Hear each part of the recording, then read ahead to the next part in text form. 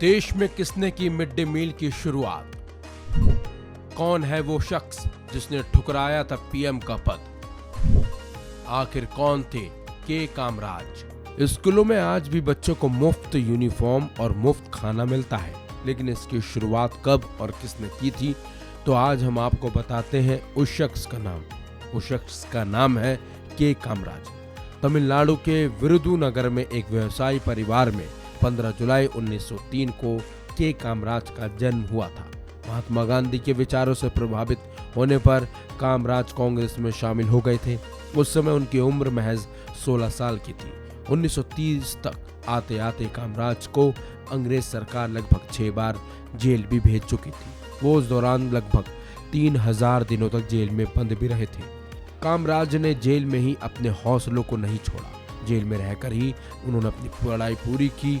इसके बाद जेल में रहते हुए ही म्युनिसिपल कॉरपोरेशन के चेयरमैन बन गए। इस पद पर वो ज्यादा दिन तक नहीं टिके और लगभग 9 महीने तक कार्यभार संभालने के बाद उन्होंने अपने पद से ये कहकर इस्तीफा दे दिया था कि जिस पद के साथ आप न्याय नहीं कर सकते, उस पद पर बने रहने का आपका कोई हक नहीं है। 13 अप्रैल 1954 को कामराज पहली बार मद्रास प्रोविंस मुख्यमंत्री बने। ये मद्रास प्रोविंस वही राज्य है जिसे वर्तमान में हम तमिलनाडु के नाम से जानते हैं।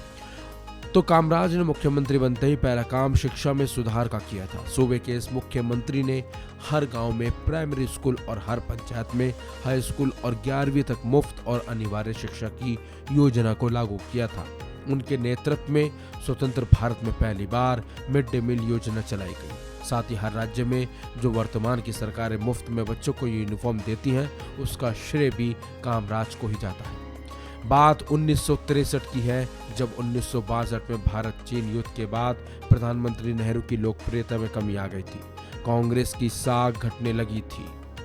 तब 1963 में लोकसभा के 3 उपचुनाव हुए और तीनों में कांग्रेस को हार का सामना करना पड़ा। तब हैदराबाद में कामराज ने नेहरू से कहा था कि कांग्रेस के संगठन से पकड़ कमजोर होती जा रही है। इसके लिए उन्होंने नेहरू को सुझाव दिया था कि पार्टी के बड़े नेताओं को इस्तीफा देकर संगठन का काम करना चाहिए। इस योजना को ही कामराज योजना या फिर कामराज प्लान भी कहा गया था।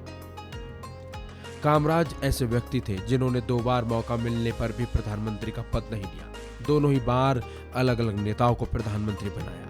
इसमें पहला अवसर 1964 में आया, जब प्रधानमंत्री नेहरू की मृत्यु के बाद सभी को लग रहा था कि कामराज अगले प्रधानमंत्री के रूप में शपथ लेंगे, लेकिन उन्होंने कहा कि राष्ट्र निर्माण के लिए पार्टी का फिट रहना जरूरी है और उन्होंने एक बार फिर संगठन को अहमियत दी थी।